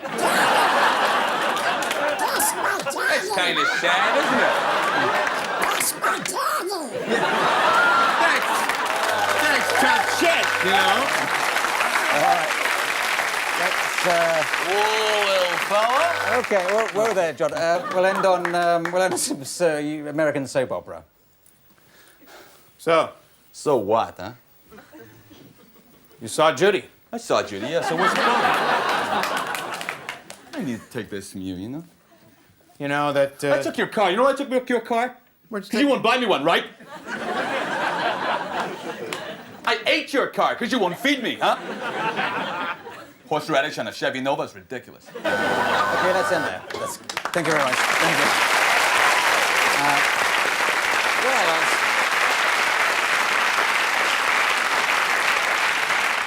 Well, that bit of improvisation is pretty difficult to score, so I won't give any points at all. Now we go on to a quickfire round called World's Worst. So if all 4 contestants come on to the World's Worst step, and just as you think of ideas for being the world's worst person to be an entertainer at a children's party. So, as and when you think of them, go. Right, da-na-na-na-na-na. This is the birdie song! Children are, in a sense, and indeed you're all children, aspects of Kraft Ebbing's Wertung. And, what? Attend! All right, children, let's all play the touching game, shall we?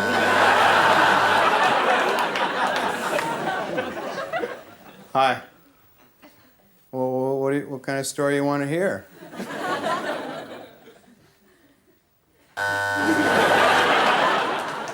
Right, Samantha, how old are you? You're 5, you won the prize, and it's a sweet. It's in my pocket. Come on.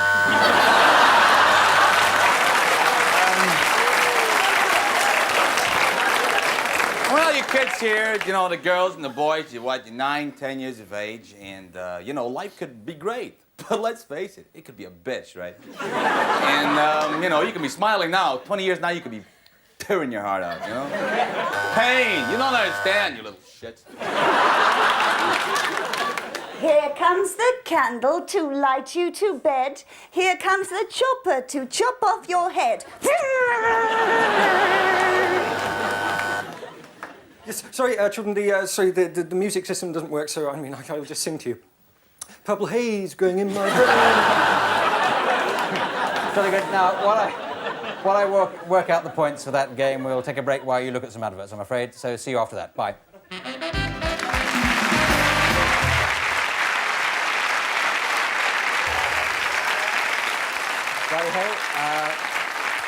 Welcome back. 73 points all for that last game. Now we move on to a round called Different Games, because different games are played in the round, and we start off with some sound effects done between Tony and Archie.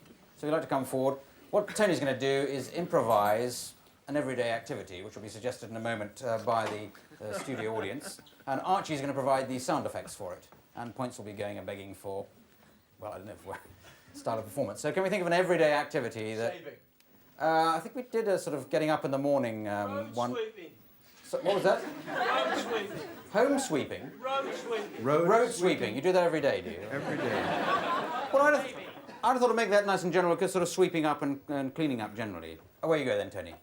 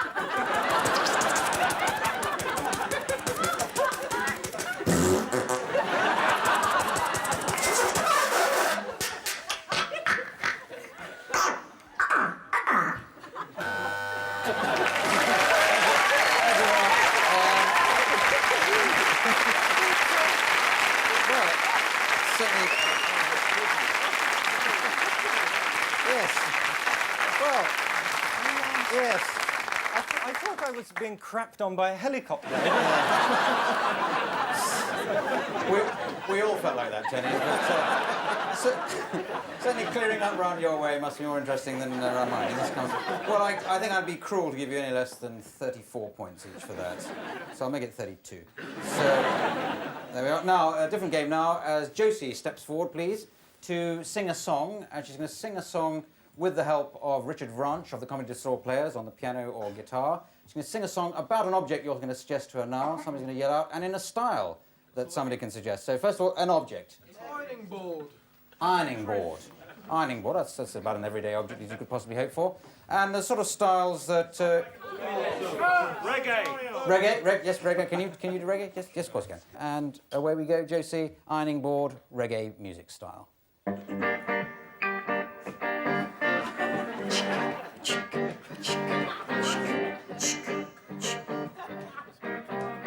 Don't do it, baby, don't do that. Don't put me on the ironing board and leave me flat.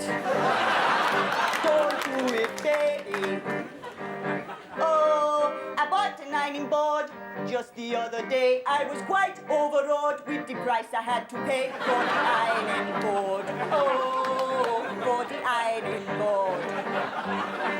I tried to unfold it, but it wouldn't move. I was checking it out, I was getting in the groove. I tried the iron boards the and then we on the way. But me ironing board, it would not judge, and this is all I say, that it was jamming. Yes,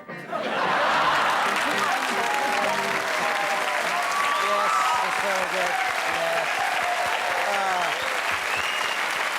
Very good. Very good, Josie. Now, another one for John, another star for John.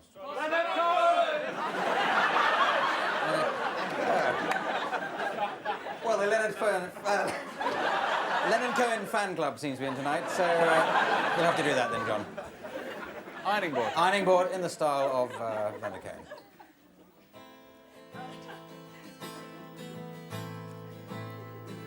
I woke up one morning with an ironing board on my head.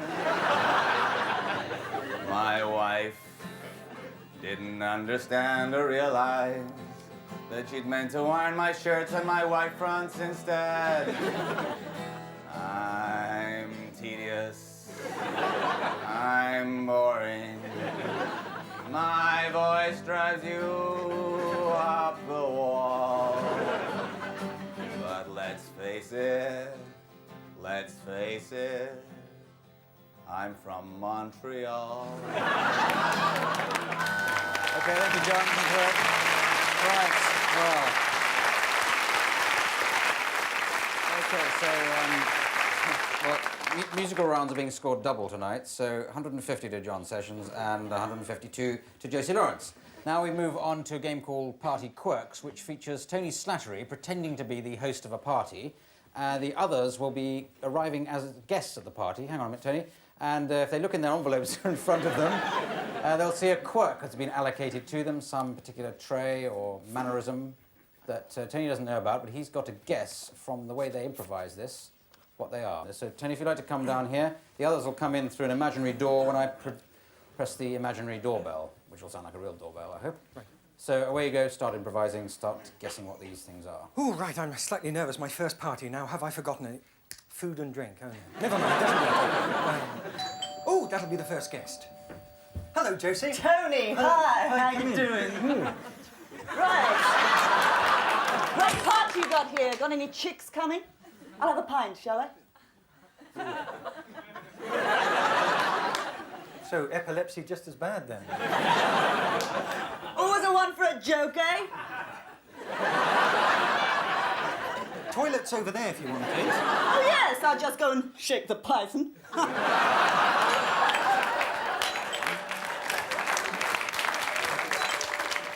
Could you leave the python where it is, please? Hello, Archie. Come on in. Come. Kneel down, kneel down. Oh, this is a bit uneven. Kneel down. It's so good to see you. It is so good to see you. Repeat after me. It is good to see you. It is good to see you. Now get up. It's a W.C. Fields? I don't know. What a marvellous spread it is. Let's go together and join hands and take of the supper of the Lord. Yes, all right. Well, there's twiglets. Will that do? Archie! Have you met Josie? She's got a python down her throat. Perhaps I should speak. How you doing, boy? Daughter. Daughter? Only in the figurative sense, not the literal sense. Oh, hang on, you two. You better kneel down. That's what you did to me. Oh, hello, John. How are you? Hi, Tom. Nice place you got here. Thanks very much. Have you met Josie? I think she's a sort of medallion woman. Woman? Man, all right, that'll do. Oh, that's a joke as well. She thinks she's a man. A medallion man. We're going to wait all night before we got that one. God knows why. Right. Got any blue cheese around here? Does it smell of blue cheese? Just kind of makes me homesick, you know? Oh. What, home for blue cheese land? Yeah. Cast aside your iniquitous ways, Tony. All right. Get rid of the alcohol. Get rid of the heathens. Get rid of the bad women or men, whatever they are. And simply kneel before me. Oh, not again. All right. Hey, Tony, I'm just checking your record collection. You got any David Bowie records? David Bowie records? Yeah. All right. Major Tom. All right. Well, about 30 seconds, Tony. Oh, right. Well, no, It's a cheesy tune, but you know. I got some born-again Christian records, or Yeah. evangelist records, Yeah, that's for Archie, so... That guy there. Guy just went out. Yes. One of the Moonies. He only showed me his willy. One last guess. One last guess. Mr. Nostalgia, Frozen in Time, Ball and Gift. I miss space so much. You're Major Tom, you're David Barry. Who was Who was you, an astronaut? An astronaut!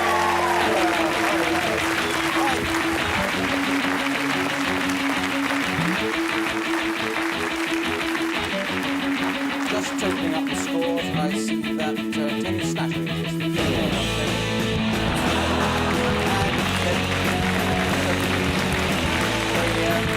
The prize for winning is to read out the credits at the end of the programme in a style of my choosing, which for Tony will be in the style of a Night Thought style programme. Okay, Tony? So it just remains me to Josie Lawrence, Sandi Toksvig, John Sessions, Richard Branch, Lee Clive Anderson. Hello. You know, I often think life's a bit like an orange because it grows on trees. And you know, it's often Patrick, I need some be help! difficult about music like Philip Anderson, but he's not nice at all. And that's what I mean. There's water everywhere. Spread love, because I feel the power of Hillary Rose as the stage But that's just not good enough. There we are. Fuck on, bye. And the production secretary further. There's so much to be learned from a work like that. feels Research getting bigger. unfinished. That's certainly a nice word. And I'll be coming back to that later on in my thought. Oh, I'm coming to the end of my thought now. And my The only sodding reason most of this place is clean and is done because I've been working my ass off. I know, but that's not the point.